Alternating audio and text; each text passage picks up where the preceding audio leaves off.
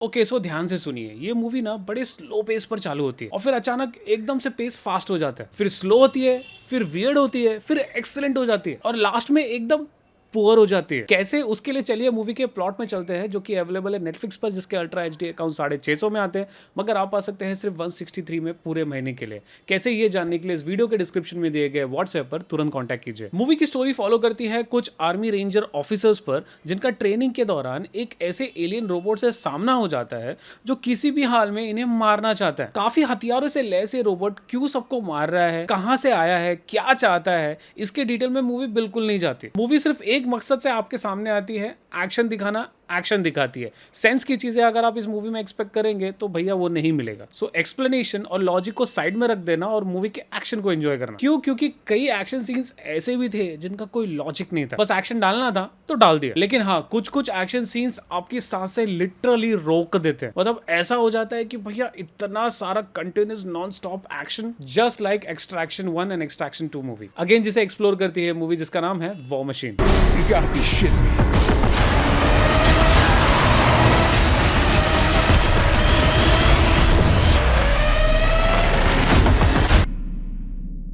War machine release हुई Netflix पर India में 6 मार्च 2026 को और ये रिलीज हुई इसकी original English as well as dubbed Hindi languages में। मूवी ऑलमोस्ट 2 घंटे की है। जी हाँ, एक्शन पैक्ड है, तो कुर्सी की पेटी पकड़ के ये मूवी देखिए। और मेरा राय होगा कि इस मूवी को आप छोटे स्क्रीन पे नहीं, बड़े स्क्रीन पर देखिए। मैंने बहुत बड़ी गलती की, मैंने इसे अपने 43 इंच के टीवी पे देखा, मुझे अपने 65 इंच के टीवी में सराउंड साउंड में इसे देखना चाहिए था। बट नो वरीज, मैंने 2 बार इस मूवी को देखा, 65 इंच में बाद में देखा। आई मीन लिटरली ये मूवी थिएटर में रिलीज होने लायक। एनीवेज, इस मूवी का डायरेक्टर है पैट्रिक ह्यूज, जिन्होंने आज तक एक से एक एक्शन पैक्ड मूवीज बनाई है, जैसे द हिटमैन्स बॉडीगार्ड और उसका सीक्वल भी, और हाँ, द एक्सपेंडेबल्स 3 भी। तो कह सकते हैं कि डायरेक्टर को एक्शन के जनरों में काफी ज्यादा एक्सपीरियंस था। लेकिन हमारे इस डायरेक्टर ने जेम्स ब्यूफोर्ड के साथ में मिलकर इस मूवी का स्क्रीन प्ले भी लिखा है, और जब डायरेक्शन और स्क्रीन प्ले साथ में आते हैं ना भैया, मूवी जबरदस्त होती है। और ये मूवी उसी जबरदस्त का एक एग्जाम्पल। एलन रिचसन को मैंने सबसे पहले रीचर सीरीज में देखा था और इमीडिएटली इंप्रेस्ड हो गया था। इन्होंने ना रीचर फ्रेंचाइज का एक ट्रेंड था कि एक हट्टा कट्टा लंबा चौड़ा इंसान रीचर नहीं बन सकता,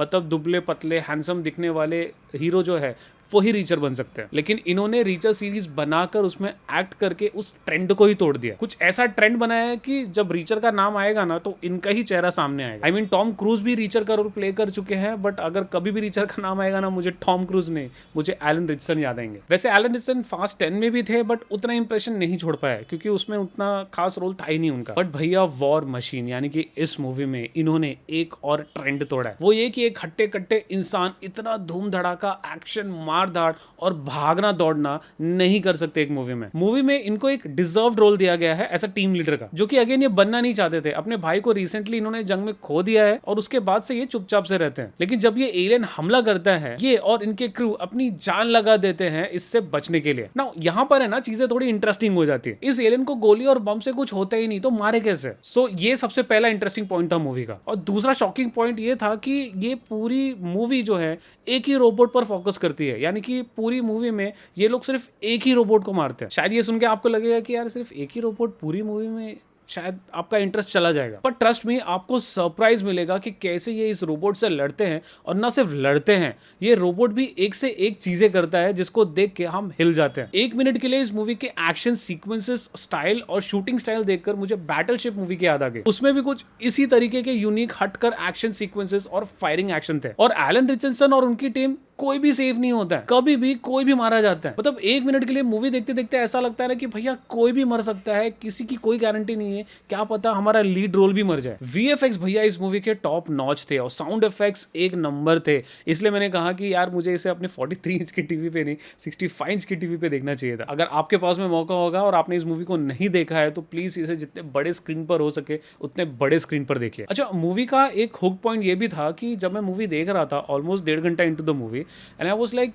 भैया रोबोट को देख के ऐसा लग रहा था कि भाई तू मर जा। 1 मिनट के लिए एलन रिचर्डसन को देख के ऐसा लग रहा था कि यार या तो तू मर जा या तो ये रोबोट मर जाए, लेकिन कोई तो मरो सालो। मतलब इतना back to back action sequence है इसमें, और एक पल के लिए कुछ 1 से 1.5 मिनट के लिए ऐसा एक्शन सीक्वेंस भी था जो कि ऐसा लग रहा था कि उसमें हो क्या रहा है पता नहीं चल रहा है। नहीं, ऐसा नहीं है कि मूवी में समझ में नहीं आ रहा था, ऐसा था क्योंकि वो स्क्रीन जो है ना वो कम पड़ रही थी। अब मुझे याद है जब फर्स्ट ट्रांसफॉर्मर मूवी आई थी तो मैं और मेरे दोस्त गए थे थिएटर में देखने के लिए, and my friends way like वो ज्यादा मूवी देखते नहीं थे, बट उनका रिएक्शन ऐसा था कि यार मूवी की जो स्क्रीन थी वो थोड़ी छोटी नहीं पड़ रही थी, ये इतने बड़े बड़े मशीन्स वगैरह थे, तो यार थोड़ा और बड़ा स्क्रीन होना चाहिए था। आई मीन सेम एक्सपीरियंस मैंने इस मूवी में किया। देखिए, अगर आप इस मूवी में लॉजिक ढूंढेंगे ना तो वो आपको इस मूवी में नहीं मिलेगा, लेकिन अगर आपको एक एक्शन पैक्ड अपने सीट से हुक रख देने वाली मूवी देखनी है तो ये मूवी आपके लिए है। हाँ, मूवी की एंडिंग थोड़ी डिसअपॉइंटिंग जरूर थी, स्टोरी में ज्यादा कुछ बताया नहीं गया कि एलियन आया कहां से, क्या चाहता है, सबको क्यों मार रहा है, but in the end I pray कि इसका सेकंड पार्ट भी जरूर आए प्लीज। और इसलिए इन सारी चीजों को ध्यान में रखते हुए मैं इस मूवी को रेट करूंगा 7.5 आउट ऑफ 10। दोस्तों, जाने से पहले आपको बता दूं कि ऐसे ही ढेर सारे मच वॉच मूवीज और सीरीज के अपडेट्स के लिए और ढेर सारे OTT के डेली गिव अवेज के लिए